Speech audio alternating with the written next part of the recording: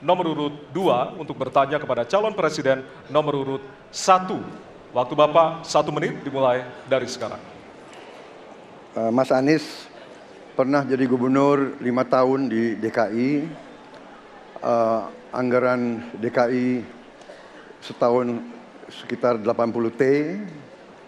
Jumlah penduduk Indonesia DKI 10 juta kira kurang lebih.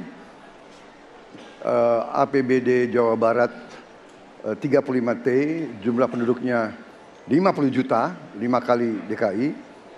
Tetapi selama Mas Anies mimpin, sering sekali DKI menerima indeks polusi tertinggi di dunia.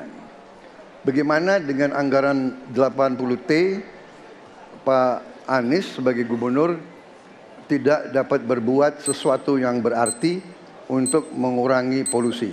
Terima kasih. Waktunya masih ada, Bapak? Sudah cukup?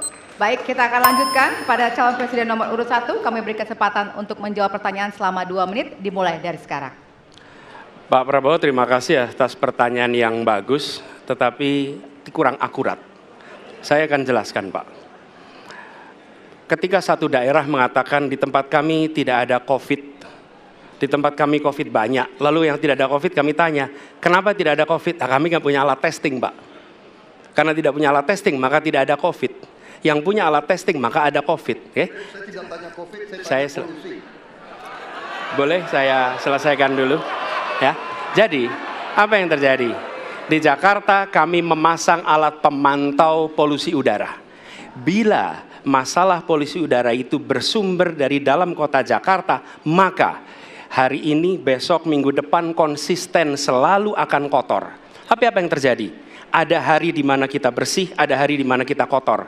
Ada masa minggu pagi, Jagakarsa sangat kotor. Apa yang terjadi? Polusi udara tak punya KTP. Angin tak ada KTP-nya. Angin itu bergerak dari sana sini. Ketika polutan yang muncul dari pembangkit listrik, tenaga uap, mengalir ke Jakarta, maka Jakarta punya indikator, karena itu Jakarta mengatakan ada polusi udara. Ketika anginnya bergerak ke arah Lampung, ke arah Sumatera, ke arah Laut Jawa, di sana tidak ada alat monitor, maka tidak muncul.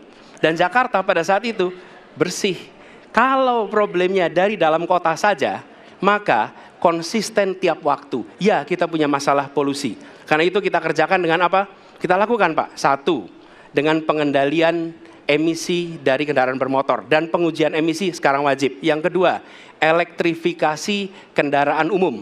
Yang ketiga, konversi kendaraan umum. Dan dulu yang naik kendaraan umum hanya 350.000 per hari, sekarang 1 juta per hari. Jadi itu kita kerjakan untuk menangani soal polusi di Jakarta. Baik. Masih ada waktu, Bapak? Cukup? Ya. Kami persilakan kepada calon presiden nomor urut 2 untuk kemudian menanggapi jawaban dari calon presiden nomor urut 1. Waktu Bapak 1 menit dimulai dari sekarang. Ya susah kalau kita menyalahkan angin dari mana saja ya. Jadi saya bertanya dengan anggaran segitu besar, jumlah pendidik, langkah-langkah yang bisa dilakukan untuk dengan real dalam 5 tahun mengurangi polusi, juga di mana rakyat Jakarta begitu banyak yang mengalami sakit pernafasan. Jadi saya kira kalau kita dengan gampang menyalahkan angin, hujan dan sebagainya, ya mungkin tidak perlu ada pemerintahan kalau begitu ya. Terima kasih. Masih ada waktu? Akan menambahkan? Cukup. Baik, selanjutnya kami berikan kesempatan kepada calon presiden nomor urut 1 untuk menanggapi tanggapan dari calon presiden nomor urut 2. Waktunya 1 menit, dimulai dari sekarang. Ya, inilah bedanya yang berbicara pakai data, yang berbicara pakai fiksi. Okay? Ini pakai data. Jadi ketika ditunjukkan, ya memang ada sumber polutan dari dalam kota. Tapi kalau sumber polutan itu hanya dari dalam kota, maka Pak pakai logika sederhana sekali.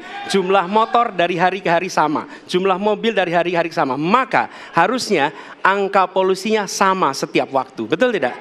Tapi jumlah motor sama, jumlah mobil sama, ada kita sangat polusi. Ada sisi sangat tidak polusi. Nanti kalau perlu saya kirimkan gambar satelitnya kepada Bapak. supaya Bapak bisa menyaksikan. Dan inilah mengapa kita mengambil langkah itu pakai ilmu pengetahuan, pakai data, dan menggunakan saintis untuk terlibat.